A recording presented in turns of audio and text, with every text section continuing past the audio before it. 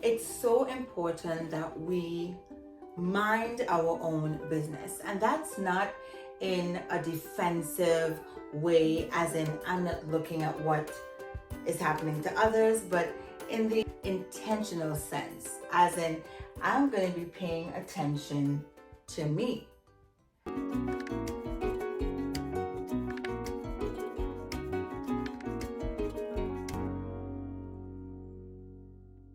Hi everyone, welcome to PhD Chats. My name is Petal, and on this channel we're having conversations that help us become experts on ourselves. Being an expert on yourself is kind of similar to practicing good nutrition. It's not something you want to stop. Working out, you're doing it for life. So we're on a journey of knowing thyself, understanding who you are, and using that self-reflection and all of that information to be more successful in the situations that you encounter in your day-to-day life. So today, so many of us are outward facing. Not forward facing, there's a difference.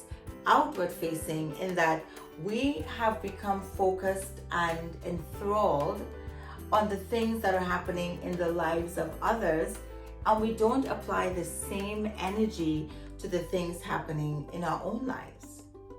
And it makes sense that we don't often do this because physiologically it's easier for us to point a finger because one, the ego is busy telling us nothing's wrong with me, everything's wrong with you, it's because of you that there's a problem. Plus, we use our sense of sight for 80% of the times that we interact with the world around us.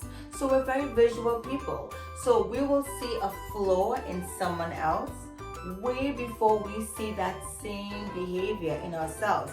And this doesn't only apply to negative qualities. Sometimes we are busy admiring a strength or ability in someone else before giving ourselves credit for being capable of the same thing.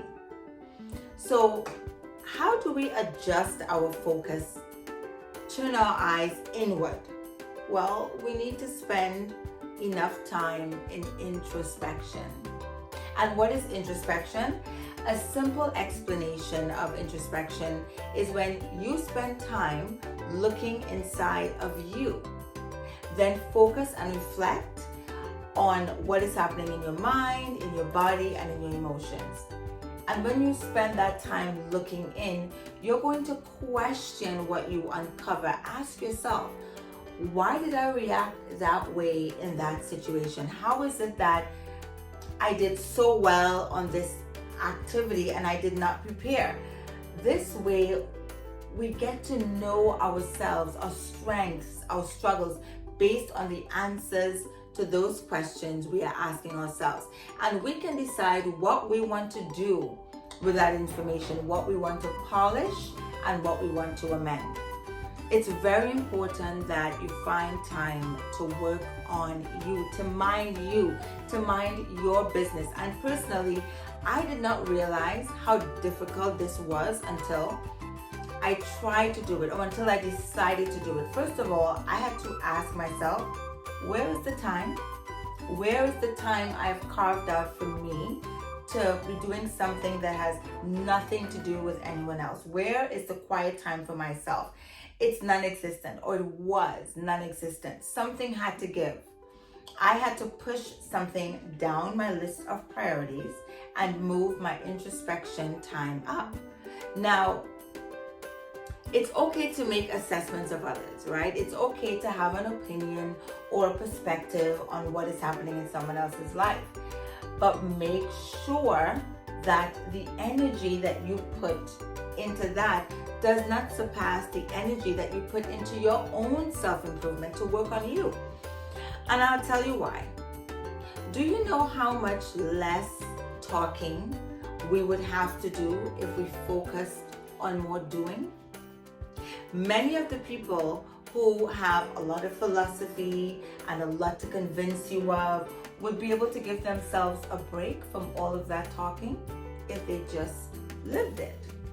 If people just saw from their interactions with you, all the things you're talking about, and they were reading you like a book, then you don't have to become overly invested in telling.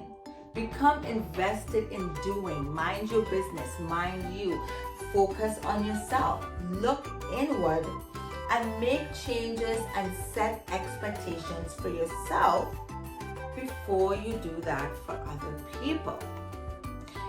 Be the change is what Gandhi said, right? And that is so powerful, because whenever you find yourself saying things like, I wish more people would, or I wish people still did this thing, or that's something of yesteryear, ask yourself if the thing that you're longing to see in others is something that you do for yourself, or something that you do, period. And if it's not, that's what you should address first before you complain or before you comment on the absence of that practice in the lives of others. Be the change that you want to see in the world. Be the thing. Do the things that you want to see people do.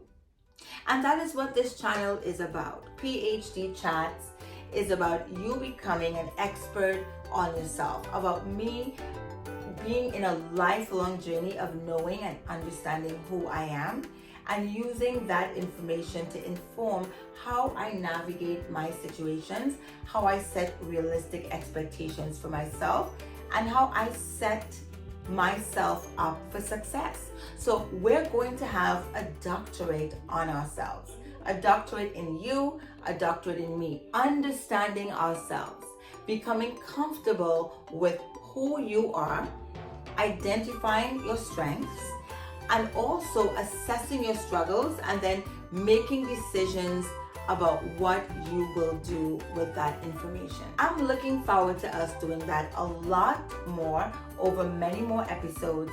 Thank you so much for liking, subscribing, and of course, leaving a comment, suggesting a topic. See you later, my friend, until we meet again to talk for 10.